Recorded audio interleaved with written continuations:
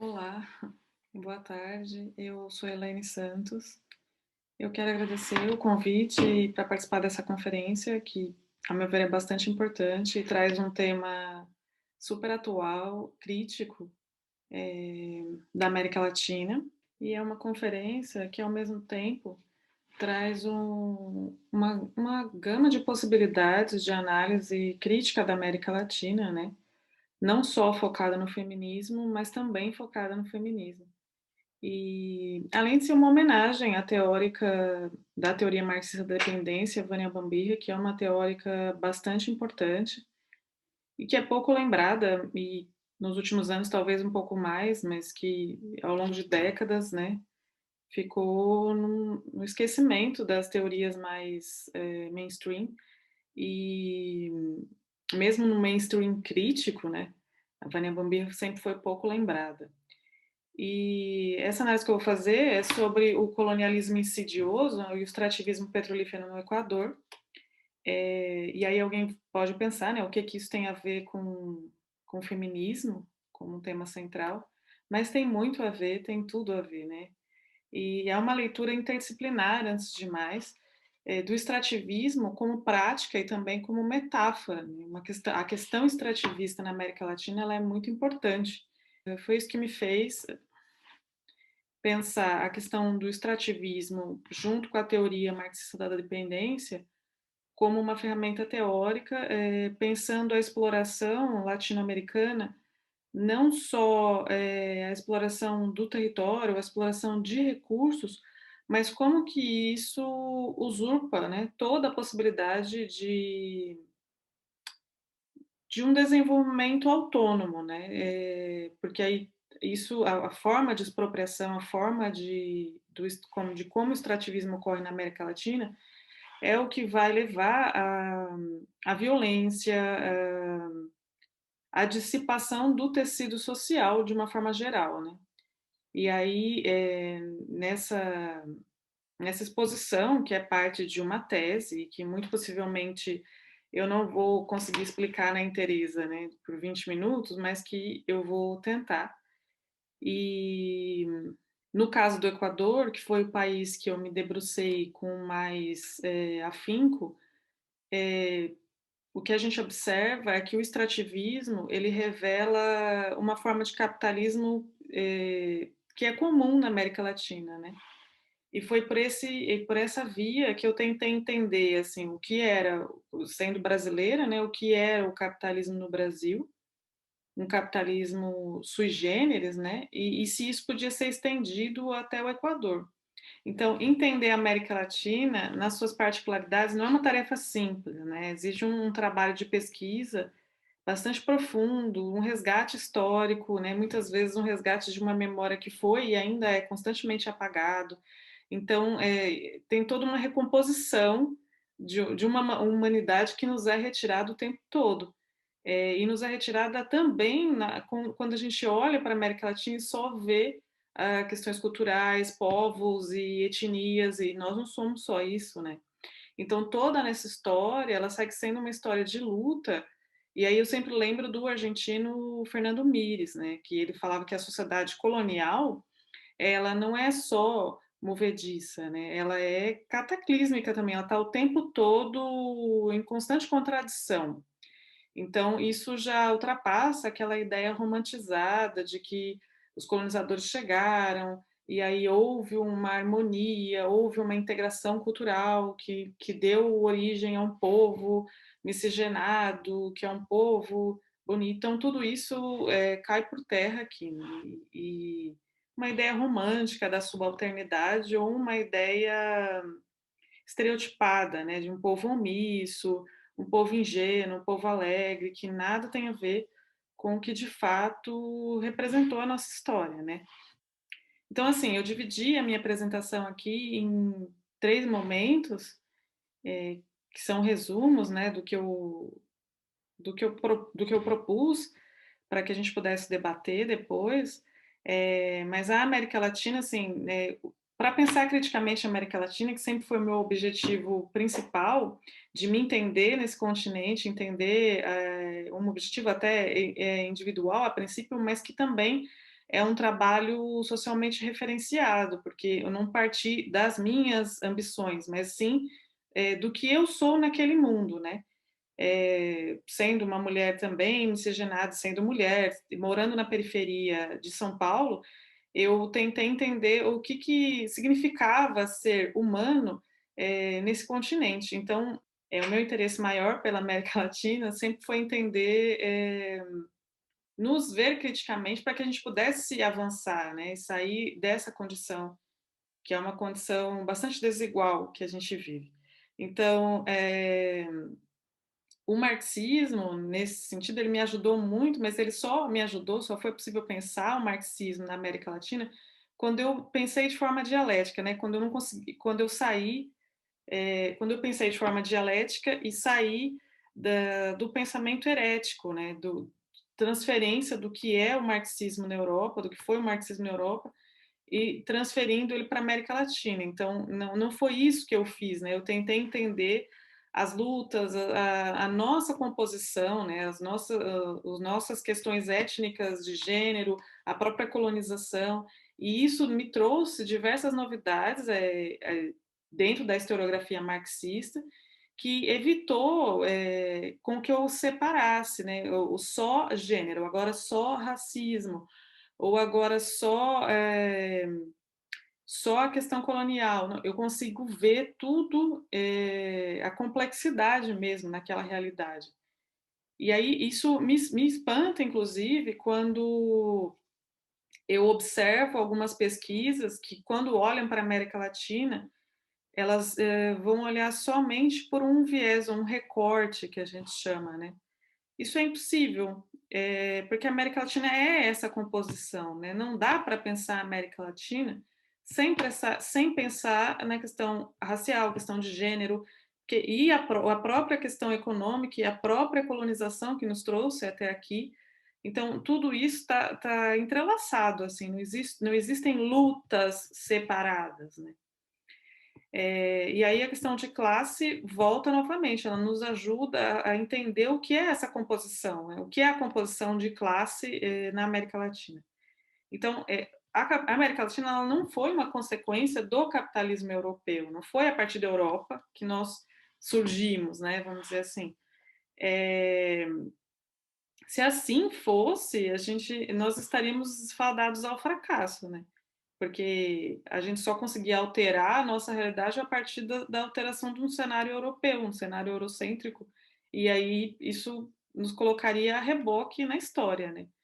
Então, eu acho que essa insuficiência, ela causa, quando a gente pensa a América Latina como uma consequência do capitalismo europeu, a gente nos leva a uma série de distorções, né? Não só hoje em dia, não mais, né, só a partir da Europa, mas também como a partir das teorias norte-americanas. Existe uma grande importação de teorias norte-americanas para a América Latina que não condizem com a nossa realidade. Então, isso ao mesmo tempo que pode levar, ao mesmo tempo que pode levar a compreensão crítica de algumas coisas que podem ter alguma similaridade também pode levar a alguma distorção e que a gente sempre vai olhar, né, a América Latina a partir de outro e não a partir do que ela é realmente. Então, essas frustrações todas me levaram a olhar para a América Latina a partir do que foi construído na América Latina, do que foi teorizado na América Latina. E mesmo do marxismo teorizado na América Latina, que, como dizia, né, a Hebe de Bonafini, o marxismo ele não pode ser somente teorizado, ele precisa ser vivido. E por que eu pensei a teoria marxista da dependência? Por que eu pensei essa pesquisa a partir da teoria marxista da dependência? Porque a teoria marxista da dependência ela vai pensar a realidade latino-americana a partir da realidade latino-americana e vai pensar o desenvolvimento na América Latina, né? E não só a partir de um marxismo cópia eurocêntrica, mas a partir das nossas próprias questões. Então, e na história recente, se a gente for pensar, né, na história a partir dos anos 60, 70, existiu sempre uma ideia de pensar o nosso desenvolvimento.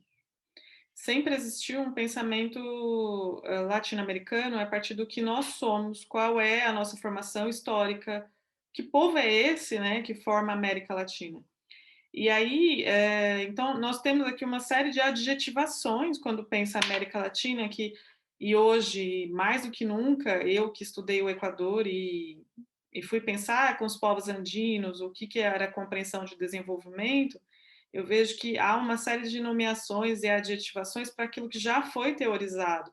Então, quando a gente pensa em outro desenvolvimento que não é o desenvolvimento capitalista, como seria possível condensar essa multiplicidade que é a América Latina num desenvolvimento que fosse nosso? Então, existe uma série de nomes. É um desenvolvimento humano, é um desenvolvimento sustentável, um desenvolvimento local, um desenvolvimento ecológico, é comunitário, é um etnodesenvolvimento. Mas, assim, a substância desse desenvolvimento que é pensado com todas essas nomeações segue sendo capitalista. Então, isso, para mim, já levou um afastamento, entendendo o que é o capitalismo, entendendo o que é a América Latina nesse capitalismo, já levou um afastamento dessas teorias que são apenas adjetivações e não teorizações de fato, que compõem partes, né, e não a totalidade. E aí, isso também me fez me afastar um pouco, mas não totalmente, das teorias pós-coloniais e da colonialidade, porque sozinha elas não dão explicações para tudo.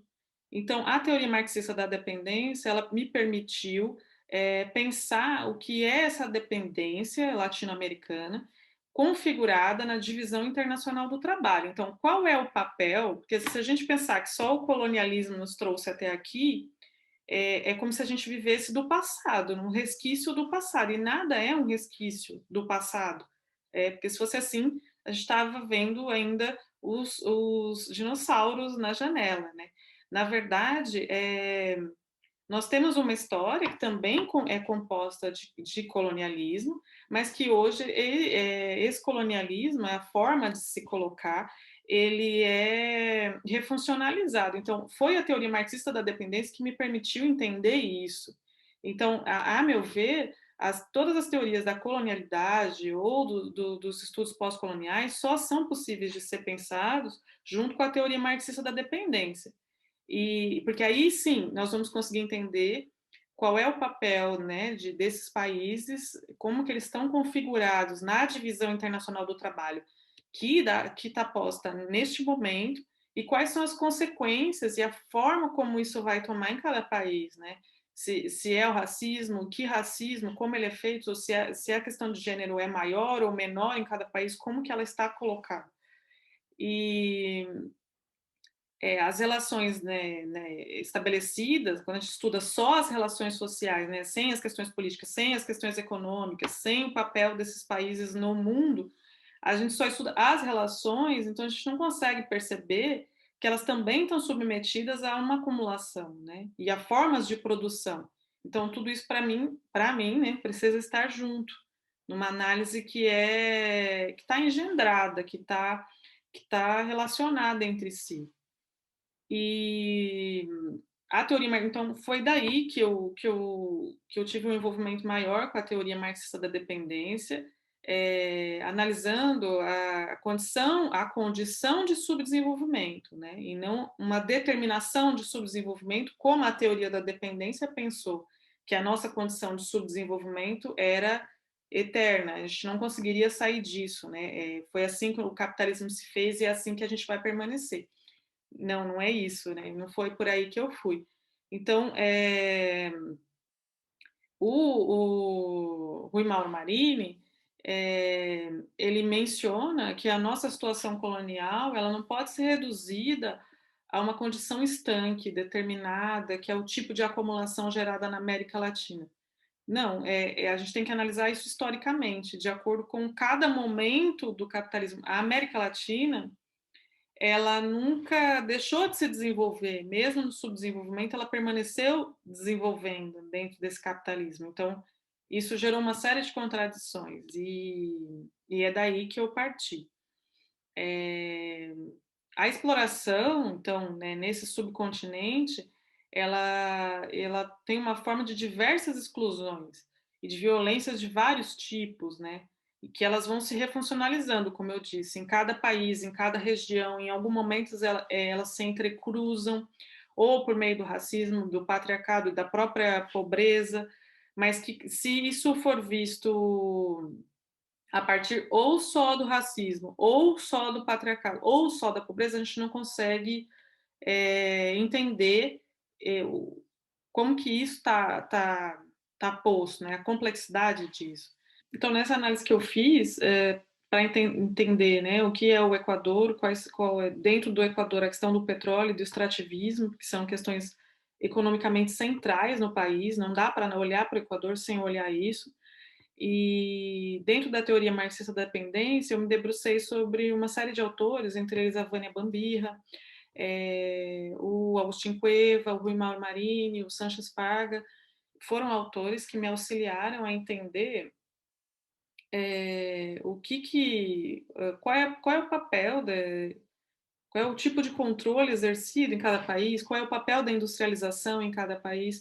E aí, quando eu fiz o recorte de pesquisa para estudar é, o período de 2013 a 2016, que foi o período em que os governos progressistas entraram numa espécie de decadência, né, das suas políticas, um esgotamento das suas políticas, eu percebi que o desenvolvimento, né, a forma como esses governos progressistas pensaram o desenvolvimento desde o momento que eles entraram, estava muito dentro daquilo que já tinha sido pensado por outros autores, que era o desenvolvimentismo. Então, é esse trabalho. Teve como desafio explicar a particularidade do capitalismo latino-americano, especialmente no Equador, né, frente às políticas realizadas em relação ao petróleo durante o governo do Rafael Correia. Então, assim, eu fiz diversos recortes, mas também fiz um aprofundamento teórico e crítico que só foi possível a partir da teoria marxista da dependência. Então, eu trabalhei com 4 variáveis analíticas, né? O histórico da América Latina, o aporte teórico crítico das teorias da dependência, as políticas relacionadas à exploração petrolífera, é, as divergências entre o discurso e a prática do governo e como a população se percebe naquele país, né? Como é que ela se percebeu impactada por estas políticas. Então, essas variáveis, elas tiveram o intuito de demonstrar, assim, que mesmo tratando de uma particularidade, toda particularidade também tem um efeito generalizador. Então, o que eu fiz foi reelaborar uma série de interpretações que já existiam, de outros períodos da história, né, da história do marxismo na América Latina, tentando nos levar para frente. Muitas pesquisas que foram feitas, elas partem de recortes específicos, mas recortes que não dão conta dessa complexidade. E aí, o que eu percebo é que a gente incorre em erros e nos essencialismos, né, de identidade, nos essencialismos, ou só olhando para a economia, ou só olhando para a política, e que não nos permite entender. Que não nos permite entender o todo. Então, o Equador, por possuir esse histórico de exploração petrolífera, eu não posso não olhar para o Equador e não olhar para essa questão da terra, a questão dos recursos, assim como toda a América Latina, porque a nossa história também passa por isso, pela exploração. Né? Dentro o que eu percebi, já finalizando, para não extrapolar o tempo, eu percebi que os governos progressistas, eles, com outro nome, ou por meio do Buen Vivir no Equador, do progressismo, eles reacenderam um mito, a ideia de progresso, de um progresso a partir do desenvolvimento, né, do desenvolvimentismo, mas entendendo o desenvolvimento ainda dentro do capitalismo. Então, nenhum desses governos tentou drasticamente romper com isso. Todos eles partiram de políticas de melhorismo com base nas diretivas, né, do Banco Mundial, e nem grande parte deles, e com algumas diferenças em cada um, não olhou para o seu país, pelo histórico, para o histórico do seu país e para as contradições do seu país, né? Então, isso, ao meu ver, levou também a um colonialismo interno que é uma teorização que também é bastante vigente na América Latina, e reforçou o nosso caráter dependente, né? Nos colocou ainda mais dependentes numa estrutura que já nasce esgotada, né? E levou a uma incompreensão estrutural e histórica, que hoje o que a gente percebe é que muitos dos movimentos sociais não têm mais uma elaboração própria, né? São poucos os movimentos que possuem uma elaboração própria da realidade, né? Então, quando os governos chamados à esquerda abandonam a teorização sobre o seu próprio desenvolvimento, o que a gente percebe é que houve um aprofundamento da dependência, né? E aí, dentre as conclusões, e aqui né, uma parte desse trabalho é, foi o que eu tentei fazer, né, me afastar dessa tradição crítica que olha para a América Latina só a partir das comunidades amazônicas, das periferias, dos ribeirinhos, e que, por vezes, nos coloca numa condição folclórica somente, né? Uma teoria fantasiada, mitificada, e tudo isso também tem um fundamento que é não tocar nos problemas centrais, que é a questão do subdesenvolvimento, que é a questão da dependência, e que são questões também embrionárias do colonialismo, né?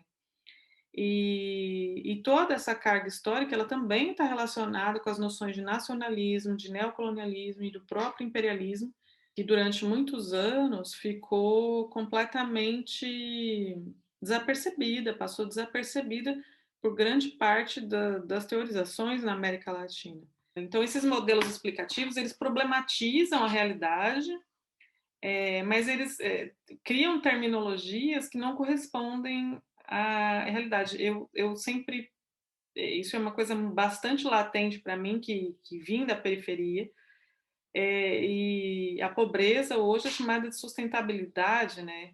Então, aquilo que a gente entendia como nós não temos mais condição de fazer determinar, nós não temos mais condição, aquilo que a gente entendia como um rebaixamento, hoje é entendido como empreendedorismo, né? O empreendimento nas favelas. Então, isso é uma coisa que me choca bastante, porque são coisas que a gente já praticava, mas que hoje assumiu uma outra terminologia e que é teorizada com viés crítico, mas que nunca foi crítica nenhuma, sempre foi subdesenvolvimento, sempre foi pobreza, sempre foi ausência material mesmo. Então, eu acho que essa tentativa de nos tornar, né, intangível, de nos descaracterizar ou dividir, né, eu acho que ela faz parte de um projeto também. Eu não acho que não é intencional, que não seja intencional. Essa forma de olhar para a realidade só dividida ou só por meio de recortes, essa forma de olhar para a realidade por meio de recortes, eu acho que ela é também um projeto, porque isso nos desconfigura, né, nos fragmenta. Então, isso também serve a interesses, né, e também causa um rebaixamento contínuo. E tudo isso também não dá para ser explicado só por meio de questões culturais ou étnicas ou mesmo raciais. Assim, esse debate faz parte de um outro debate que também é importante, que não pode ser esquecido, né? Bom, e já encerrando agora, finalmente, eu percebo que só é possível realizar esse tipo de exploração, né? Superexploração na América Latina por conta da racialização, da generificação, por conta dessas divisões que ocorrem. Então, reforçar isso é reforçar a nossa condição, essa particularidade que nos integra numa totalidade, né? Que faz parte do próprio movimento do capitalismo. Então, quando enquanto teórica, né, e uma coisa que a Vânia Bambirra falava bastante é que eu levo isso para a vida, que o cientista social, né, que ser cientista social é uma coisa muito séria, né, porque nós estamos lidando com vidas. Então, quando a gente tem uma concepção errônea do mundo, uma concepção que reforça, aquilo que está posto, que é uma desigualdade ou que é uma contradição, e que a gente não é capaz de, a partir dos nossos estudos intelectuais, né, revelar que a gente contribui, revelar aquela o cerne, né, ou pelo menos ajudar para que isso ocorra. Então, quando a gente teoriza isso, né, de forma errônea, a gente contribui para que pessoas morram. E a América Latina é muito, isso é muito visível, porque, a meu ver, né, isso é muito visível porque a América Latina é um continente que a gente não tem, enquanto intelectual, a gente não tem tempo para divagações, né? A realidade nos chama o tempo todo. Então, a teoria marxista da dependência, ela nos permite entender um rebaixamento histórico que é constante e que permanece sendo perpetuado, né? Ainda que de forma sutil, o rebaixamento vai acontecendo por meio de uma aparência crítica, né? Que nem sempre é. E eu acho que eu já ultrapassei os 20 minutos. Eu espero ter colaborado com o debate. Eu novamente agradeço o convite e obrigada a todos e todas.